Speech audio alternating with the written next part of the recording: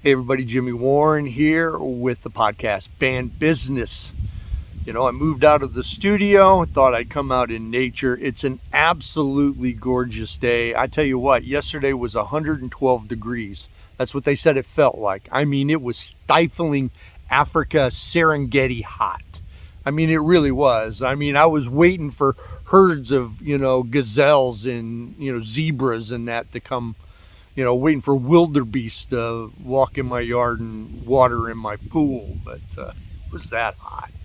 So today, it's an absolutely gorgeous, beautiful day. Hopefully the wind isn't messing with this too much, but I figured I'd come out here and give it a whirl. You know what? We've been on a series called The Circle of Trust. 2 weeks ago, we talked about choosing the right bandmates. Last week we talked about how to choose the right manager.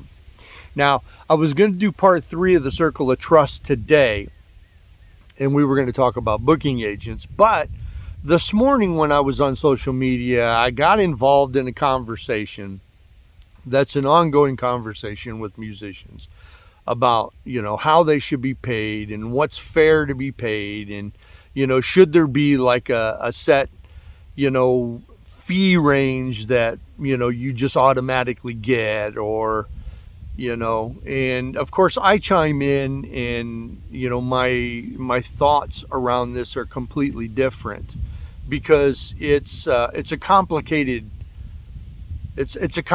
topic, or at least it can be, because you're not dealing with just one specific group of people. Even though everybody's musicians, everybody's artists in bands, you're talking about people that are at all different levels of that spectrum. You got the people that are, the lone, solo acoustic guys that are playing in pubs for, $200 a night or $100 a night or whatever, and you got local bands that are just, playing in the local area, making, $300, $400, $500 a night.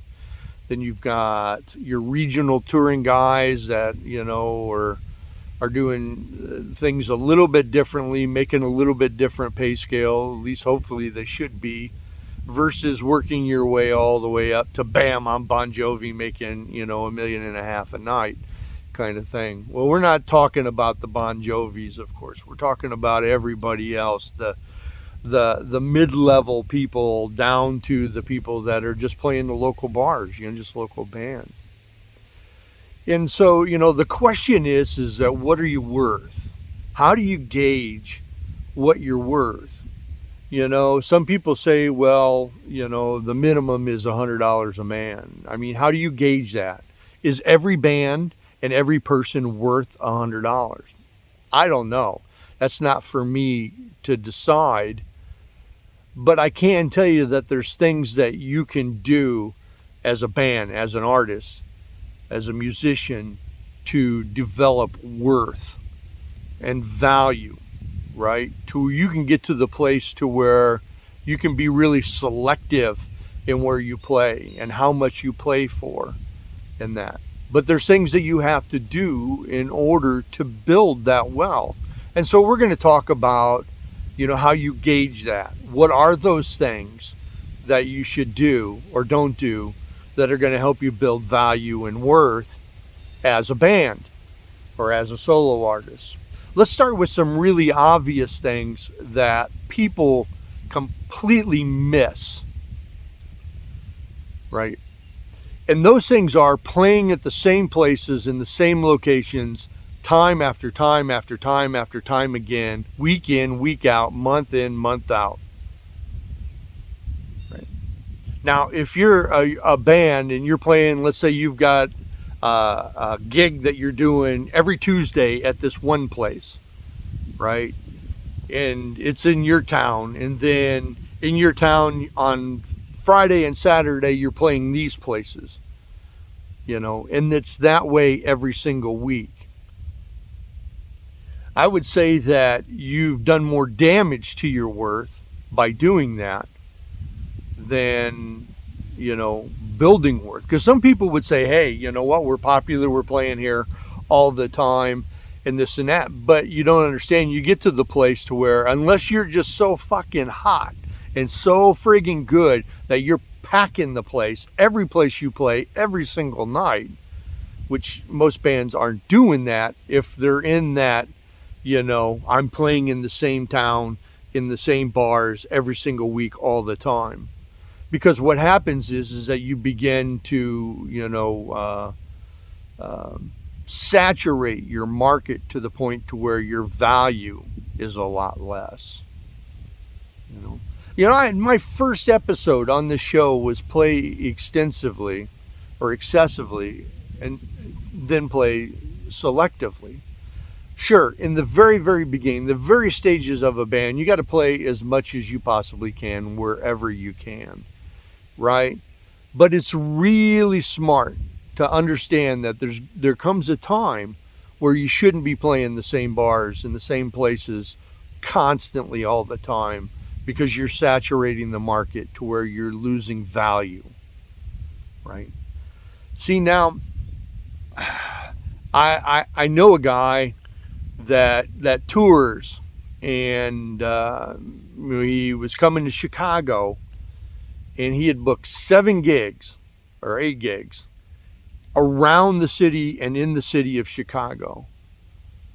Now, most people would understand that is just way too much, because if I can see you, 5 times over the course of 2 weeks, I'm not going to go to every single one of those shows. I'm going to pick one, right? I'm going to pick the one that's convenient to me, which one's going to cost me the less, which one's going to be the easiest to get to, maybe the venue that I like the most.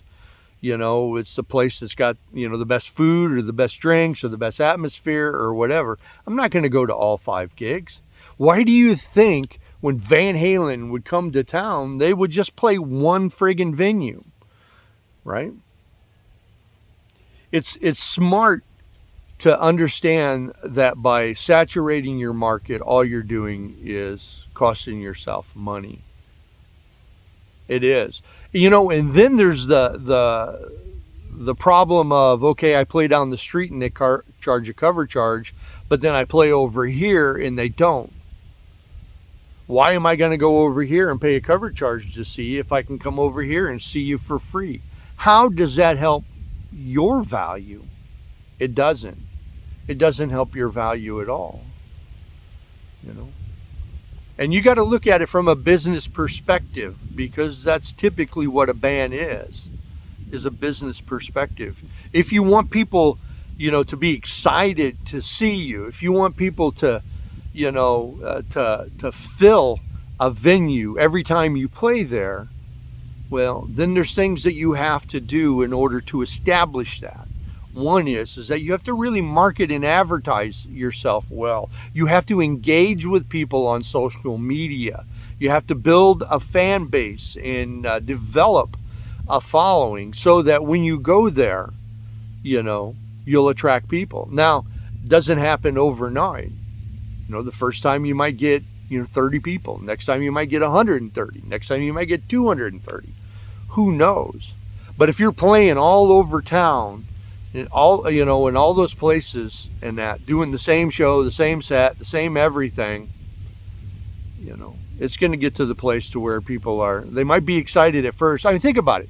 When a new restaurant opens up in your area, what happens? Everybody fucking goes to it, right? Everybody wants, that's the best steak in the world. Man, the shrimp is to die for. And everybody goes. But what happens down the road a little bit? It's not as much.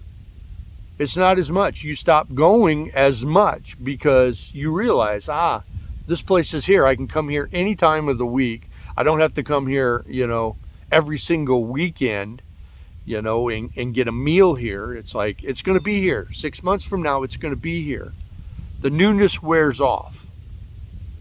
The nostalgia of it wears off, and you just get to the place to where you go whenever and however, and that's the way it is with seeing bands. That's why touring bands, do really, really well, in the sense that, when somebody's coming to town, everybody wants to see them. Everybody wants to go see them. Why? Because they're not here ever. Look at, I stopped going to the Chicago Blues Festival because all the bands at the Chicago Blues Festival, pretty much 99.9% of them, are bands that you can see in the clubs around the city of Chicago and in the suburbs any day of the week, right? You got clubs like Kingston Mines where the same bands play over and over and over. Now, I understand that place is a little different because, you know, it's a tourist location. People coming into Chicago, they want to see blues. You know, the bus takes them down there, drops them off for a couple hours, and then comes picks them up. But it hurts the band on a local level. There's a lightning bug. Hurts the band on a local level in that, because guys like me stop going out. I'm not going to go see you because I can see you any day of the week, right? I'll go see you when I want to. You know, some people will say, well, I'm going to be at these clubs this week and every week for the next however long. It's like, why? Why do I want to do that? All I know is that when I tour or if I play venues, you know, I've got one venue I play 3 times a year. And the only reason I play it 3 times is because they have a season. The summer months are their months, and that's it. And so I book myself in there 3 times a summer season, right? So it's like every other month, or like I might do April, May, might do July, and then September.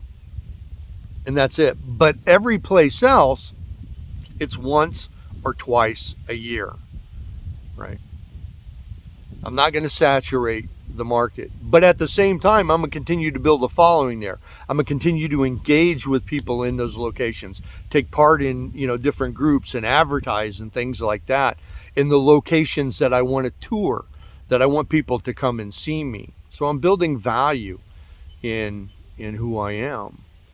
The other thing when it comes to building value is having product, you know, is to, you know, have some sort of album or release or CDs and t-shirts and things like that.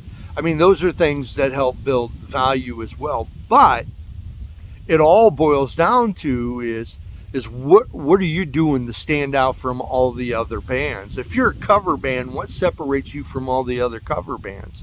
Because if there's nothing separating you, most of the people that are going to follow you are going to be your friends and family, right? That's typically the case. Look, I've been in a small local band before where it's just really friends and family.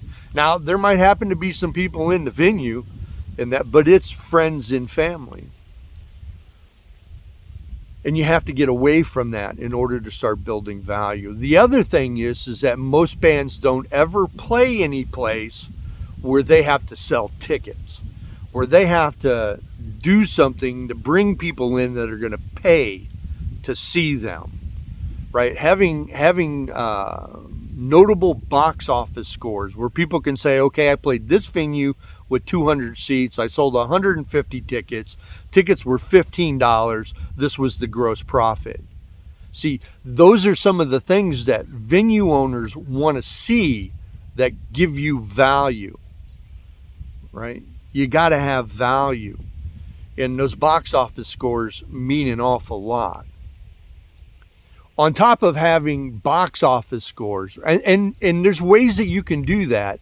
If you're not in a position to get booked at a theater for $20 a ticket, or get booked into a venue where they're going to charge, you know, $10 a ticket to get in, you can always do your own shows. You can find a location that'll either give you or rent you the venue, and you can do it yourself. Self-promote your own shows. That's a really good way to start building, you know, your value and your worth.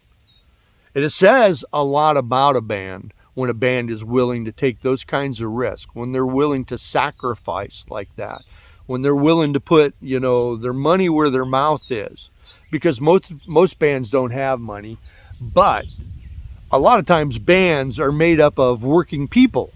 They all have jobs. They really do have money. It's just that they don't want to spend it on that, right? And if that was important and they really wanted to go somewhere with that, well, then they would invest in the band, right? You got to be willing to invest in what you're doing.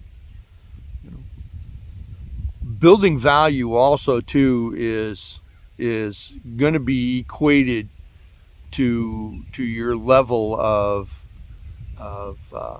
professionalism, your level of accuracy and commitment and talent. You know, do you give 100% every time you take the stage? You know, are you sacrificing everything inside and giving it all you got? Are you playing at a high level? Is your band functioning at a high level? Because if it is, well, that's going to help build value. See, a lot of times, one of the things that happens is that people let good opportunities go to waste, right? You don't want to do that. If you get the opportunity to, let's say, release an album and chart on whatever, whether it's, let's say, Billboard, let's say you're a jazz artist, and you chart on the jazz side of Billboard, you're in the top 10 consecutively for so many months or whatever, different songs and stuff like that, and you're doing really good. If you do that and you don't do nothing with that information while it's coming in to increase your value and your potential and getting more shows and climbing up the ladder, well, then there's definitely something wrong.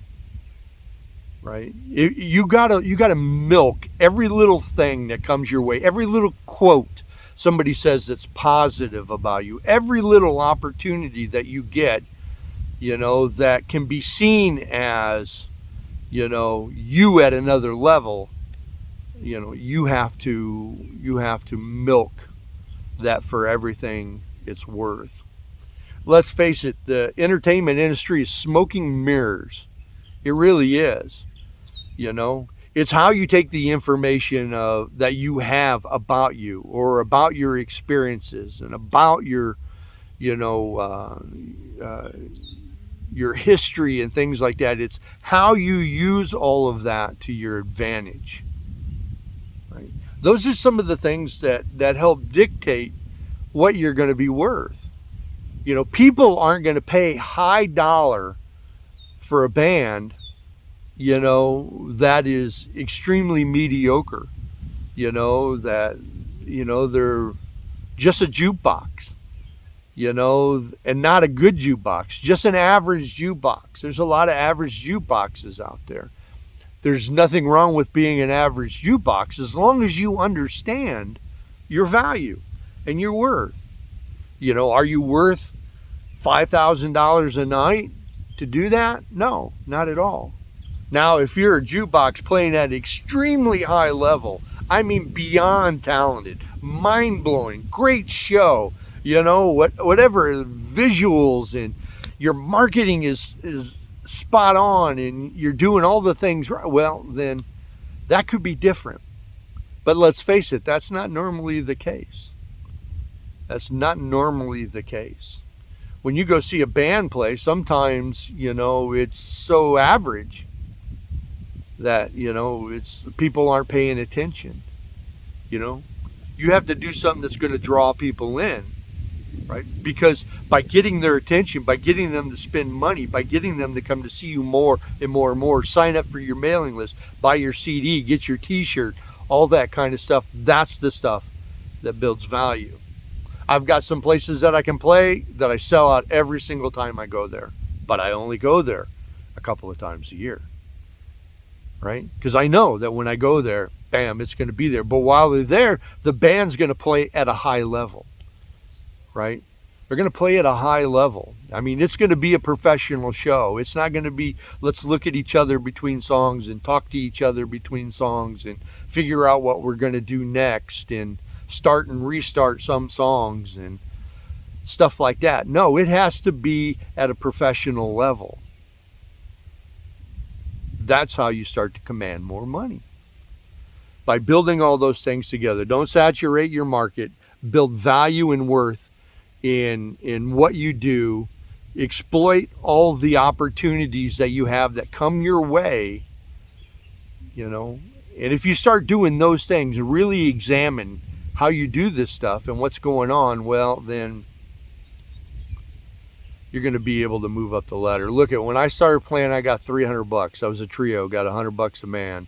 That was typical, but it wasn't long.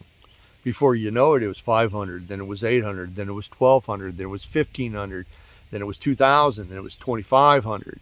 You know, and then I'm touring with some nationals, and you know, next thing you know, it's $3,000, 3,500 for my trio. You know, to me, that's good. You know, between $3,000 and $5,000 is good. I'm fine with that. I know that that's my value, right? I know that that's my value. That's what I'm worth, right?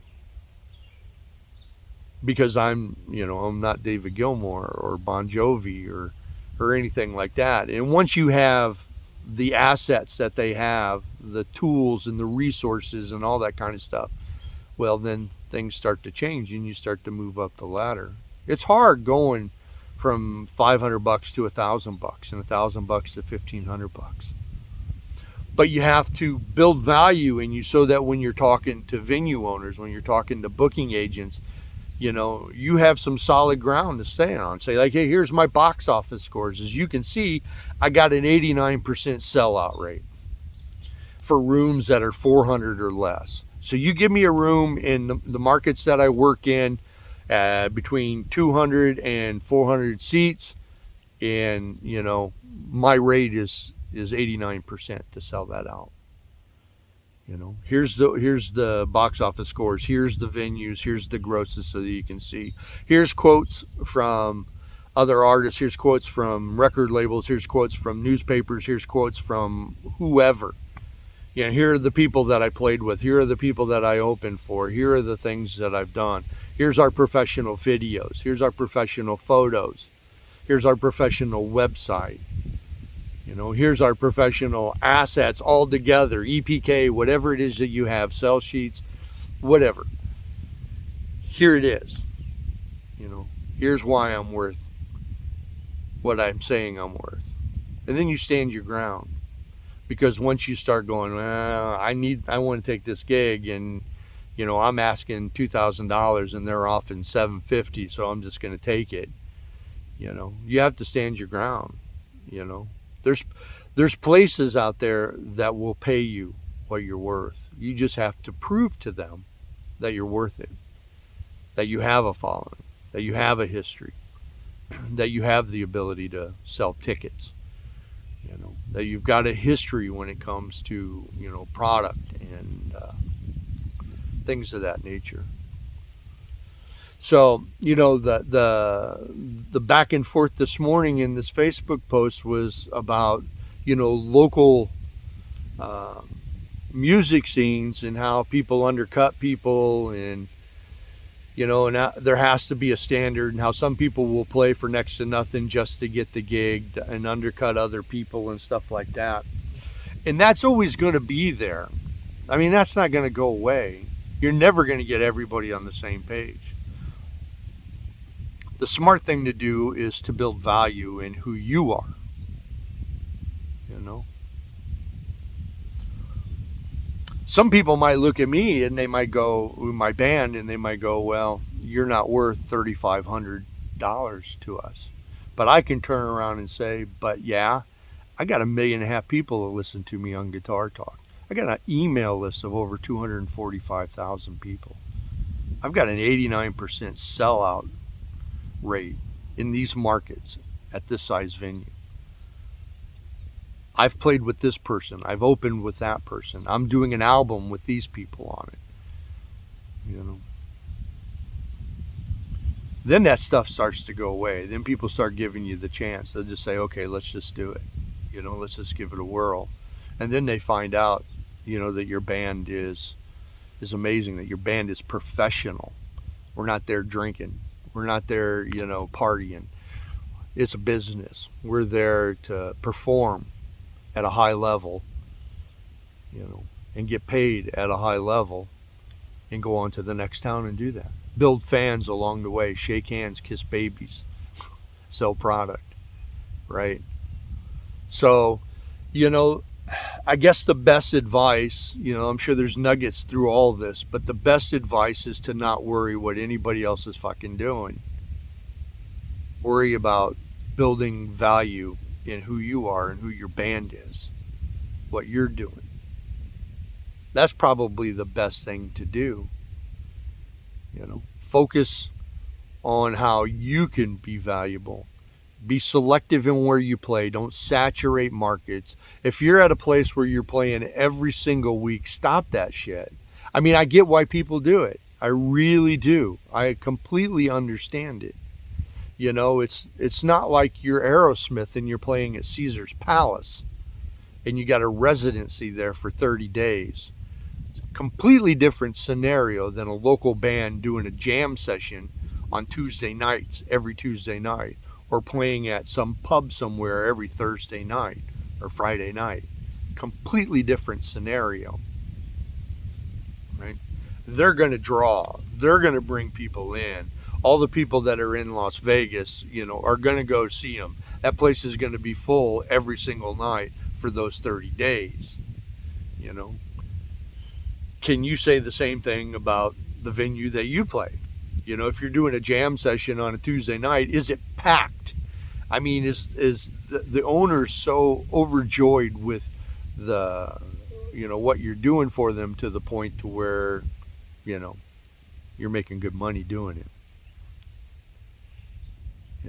$200 a man isn't good money. $300 a man isn't good money. I mean, it's okay in that. You figure you got to make at least $400 or $500 a night and play 4 nights a week, 5 nights a week. That's okay. That's okay. That's good money. But you just really have to look at it. So just examine where you're at. Examine what you're doing. Examine where the band's at. And be honest when you ask yourself questions like, what are we really worth? What is it that we're doing that makes us valuable? Why would somebody want to spend $1,500 to see us? Right? Or $2,000 to see us? What is it? If you do those things, though, if you take the time to really examine it, and you become selective, don't oversaturate your market, start building value and worth in who you are, it'll become easier for you to calculate what you're worth, right? Because the market will dictate a lot of it, right? It will really dictate.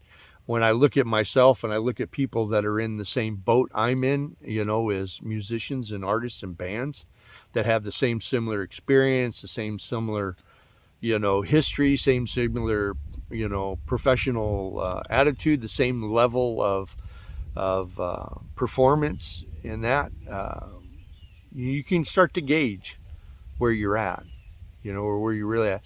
But the thing is to take an honest assessment. Don't try to kid yourself. Don't try to put yourself in a bracket you're not in. You want to make sure that because you don't want to lie to yourself. You want to make sure that it's real. Okay. So I hope that this helps you. I hope that this helps your band and you to be able to determine what it is you're worth. And don't be afraid to ask people, but you're going to have to show them why you're worth it. You're going to have to explain to them why you're worth it. Give them reasons to spend that kind of money on yourself, right? If you've got a killer band performing at a high level, with some good box office scores, and I mean, you should be able to make decent money. There's opportunity out there. But if you're a local bar band, just playing, like I said in the very beginning, playing the same places over and over in your community and stuff like that, it's going to be really hard to move from, making the $100 a man to making $500 a man, or $300 a man. It's going to be tough. And that you're going to have to give them a reason that you're worth that. Right? Some people think that they're just automatically worth it. Well, I've been doing this for so long. I've got so much money and gear. I've got so much time in all this. But who doesn't? We all do. You know, I've got tens of thousands of dollars worth of gear. You know, I got over 60 guitars, over 30 amplifiers. I mean, I got more shit than I know what to do with. I've been doing this since 1988, right? I mean, I guess I could think I was entitled to something simply because of all of that, you know? But you can have all that and not play at a high level, not be professional, you know, not be doing things to build worth, you know. And if you're okay with that, cool. You're not the one that this is for. You're not the one that's complaining or wondering why they're not getting more money and other people are, you know, why they're not getting the gigs that other people are getting. And so do yourself a favor, sit down, take a good assessment of where you're at, ask yourself where you want to be, look at everything, you know, and gauge what the value of where you are right now is, and what's it going to take to build more value in yourself and your band so that you can get to the place to where you can command the money and the gigs that you want to get. I hope that this was a help to you. Thanks for joining me out on this beautiful day. Usually there's a bunch of deer in the back. I don't know if there's any back there or not. I come out here and sit sometimes, and there'll be 10, 12 of them sitting in the field. It's just a great place to be. I want to thank you so much for tuning in to Band Business. Make sure that you're following, liking, and subscribing to us on YouTube, TikTok, and everywhere else that we are. I'm Jimmy Warren for Band Business. Have a good day.